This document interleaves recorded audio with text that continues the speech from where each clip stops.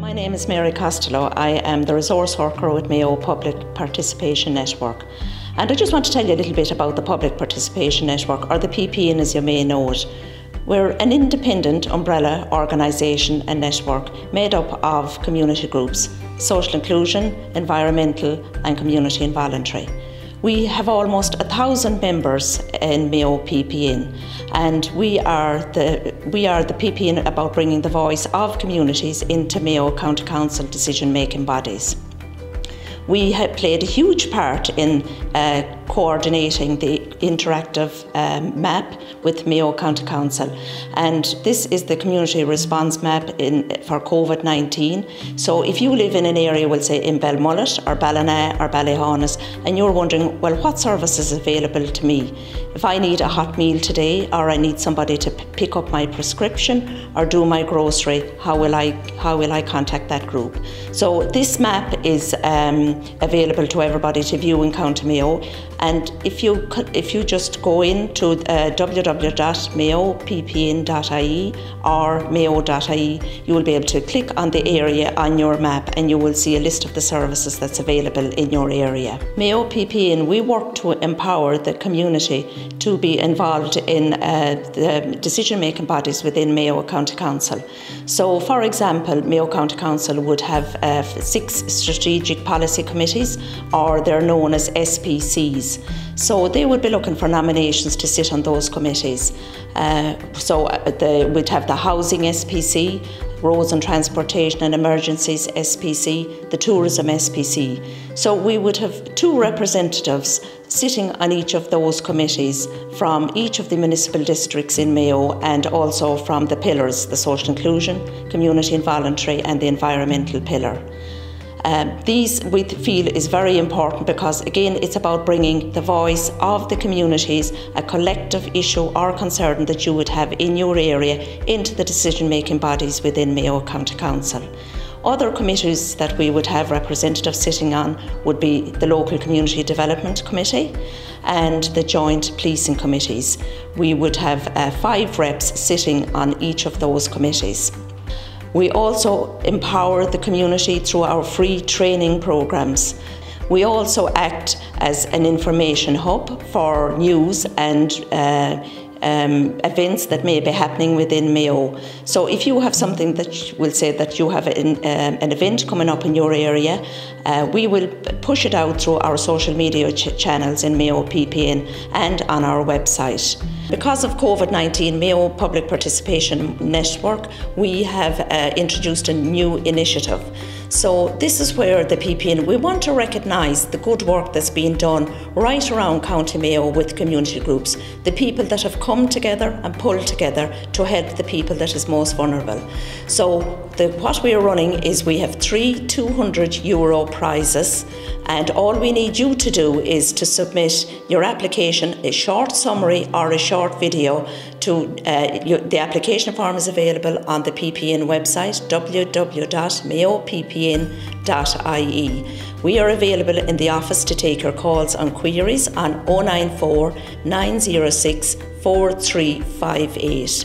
And do visit our website on www.mayoppn.ie. And as part of the response to the COVID-19, we have set up in Mayo House the COVID emergency helpline number. This line is open from 8 AM to 8 PM in the evening. Again, this is in conjunction with the interactive map and all the services that are available in Mayo to meet the needs of the communities and the most vulnerable people.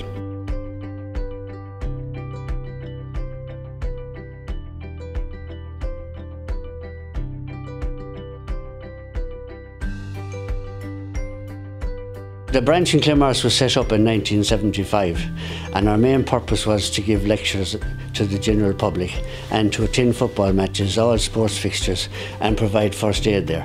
But since COVID-19 has come, our whole practice has changed. So when COVID-19 came in, we were contacted by head office, could we get involved with the public? So the Mayo County Council and head office just said, could we provide food and different aids to the people of the locality. Now, as we're the only branch in Mayo, we are actually supplying food and aid to all the people in Mayo. Now every day we actually get food picked up from, well, the members of the branch pick up food from the different shops in our locality. And we also are involved in Food Cloud. And Food Cloud means that we're getting fresh and frozen product every week. Then each day our members come in and do about 4 hours duty here each day of the week. But on Fridays and Saturdays we do up parcels and we supply up to 60 people at the moment. We're covering a big area in Mayo.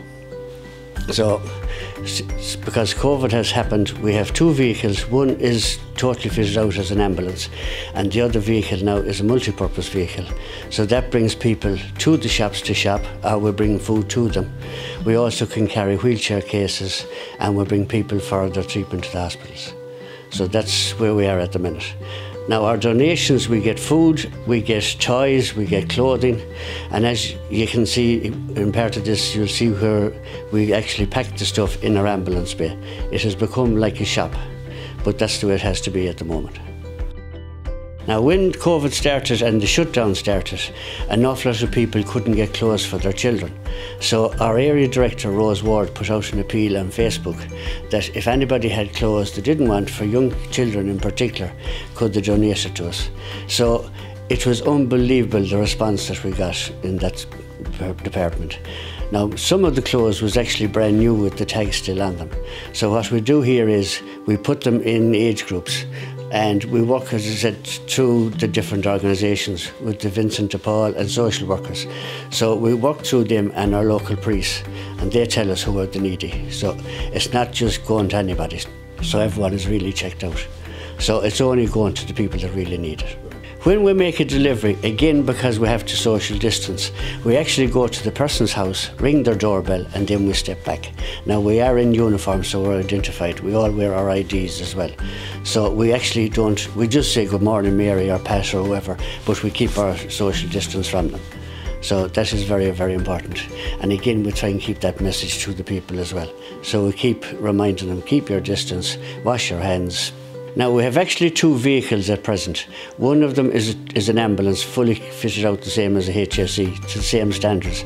That at the minute is on the road to Dublin. The other vehicle is an ambulance as well, but it's also a multi-purpose vehicle.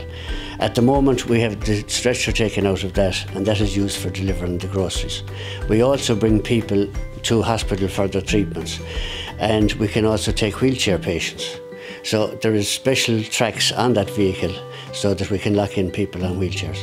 So we're covering every aspect. Now we've done runs to Galway, UHL, we've done to Castlebar. We bring people, as I said, into shop, and we bring shopping to people. We also collect their medication and we deliver to them. So again, but you just go to their door, ring the doorbell and hand it in. We have 25 members at the moment in our branch, but we put out an appeal for extra volunteers, and we're actually snowbound with the reaction. We're getting people from all over the county. So they become associate members, so they don't have to pay any membership. So the response has been unbelievable. At the moment, as you can see, we're doing a lot of work because of COVID. I put out an appeal for toys, clothing, for families who are in need. They can't get to charity shops, they can't get to any shop. And we got a phenomenal response, massive. We had 2 families devastated by house fires, and we put out an appeal for them, and we have had cots, buggies, car seats, baby bats, high chairs, everything supplied, and we've delivered all this to those families. And so far so good, they're doing okay. One has just been recently rehoused, so we're going to go back with a lot of stuff. We have a container across the road with stuff in it for them as well. We got comfort packs, they're called, donated to us, about 30 of them. And the comfort pack contains a duvet, a single duvet, a pillow, a duvet cover, a sheet, a waterproof sheet for children, a towel, fabulous big soft towel, face flannel, that kind of thing that we're giving. Now we've given them to Women's Refuge, we've given them to different people that need them, children, and we also have the children's packs with kiddie things in them, and they were all donated to us. And the chairman, who you were talking to a little while ago, he came with me and we picked them up in Dublin about a month ago, and we still have a few left. we're finding homes for them. It's great. These are the clothes, what's left of our clothes. We have them, as you can see, bagged into the different age groups, and they're going out. Some of them will go out again this weekend. And we have toys, we've everything that we can possibly need, as well as everything else that we're doing. And we will be packing the food parcels, where we give out food parcels. So far this week, I think we've given out 30, and we'll give out about at least another 40 food parcels today. We have a lot of food downstairs in our room. We have a freezer and a cooler. And they get all kinds of basic food items: tea, sugar, butter, coffee, cereals, breakfast cereals. We seem to run out of the likes of tea, sugar, coffee, peas, beans, spaghetti tins for the kiddies quite a bit. We have an abundance of a lot of other things. But we will be packing them, and we will be going out on our journeys today. Our ambulance will be stocked full with about 20 bags in it this morning, and that will be heading off with 3 members in it. So we will finish with the deliveries today for this week, and the ambulance that's gone to Dublin is going to collect a lot of PPE that is being supplied to us from our headquarters. And our ambulance has actually gone up to collect Roscommon, Galway, Connemara and Mayo's PPE, and they'll bring it back. I would like to thank the general public, especially the people of Mayo, because they've really backed us in all our appeals. But without our own unit members, none of this would be possible. Now, just to remind you, the people that are delivering all these food parcels, they're all volunteers. Now, the Red Cross, who we're representing, is the largest voluntary body in the world. All our people are actually volunteers. So again, we're only as strong as our weakest link, and our members have been fantastic. So I'd like to thank all our branch members and unit members.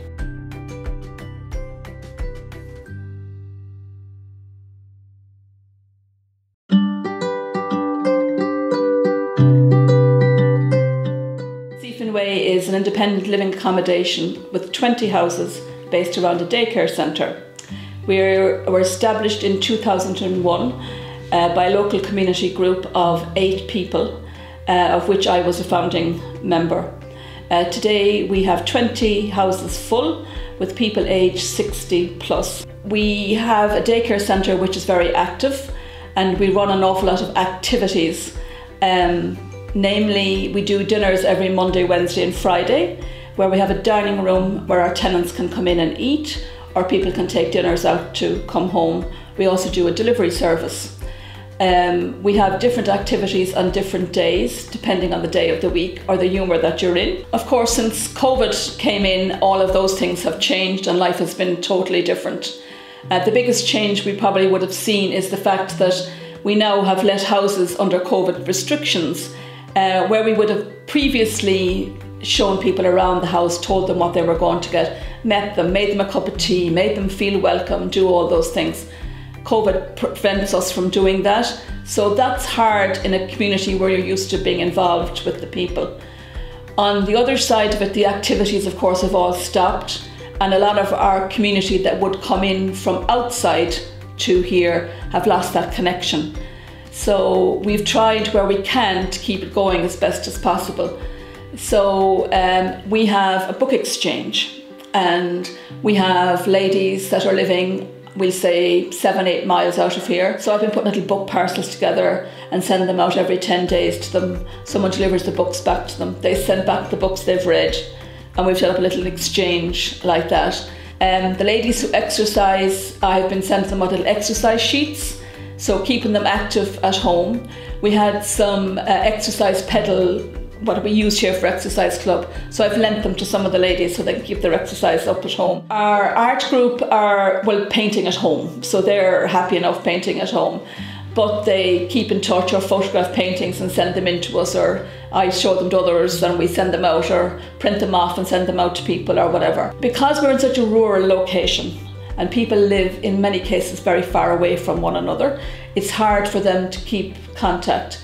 So when we did the dinners at Easter, we sent Easter eggs out to everyone. The joy of getting an Easter egg was like a child, from the phone calls and the text messages and emails and whatever. To get a €3 Easter egg was like something, you know, any child would have expected. I sent out Mother's Day cards to the ladies who are in our Active 55 group, because most of them, whose families are living away, and they're at home on their own. And of the 10 of them, 8 are widowed. So they're alone on their own. I sent postcards to every resident in the estate, wrote a personal message relevant to them. And people say, why did you do that? Because if you're a bachelor, living on your own, have no family, the only mail that comes in your door might be a bill. So it's just nice to get a card or something that's thoughtful that says, here we are, we're here for you, we're thinking of you. And that's why we do it. I come from Belmullet. I moved in here towards the end of January, and I really love it. It's a really nice estate, very well kept, nice people live here, and I'm very happy here. They do have outings, I believe, and I would be very interested in that because I moved in late January. I haven't been to anything yet, but I would love to get involved when they all open up again. I have one grandson in London, and I miss not seeing him, but with the travel restriction, you know, I'm too afraid to go out, really, you know. But please God, when it's all over, I'll be able to do that, and they'll be able to come here as well. Was doing the exercises every Tuesday, and then we'd get together after the exercises. Some of the elderly ones couldn't do very much, but we'd have a tea and coffee and a chat and a bit of a laugh sometimes, and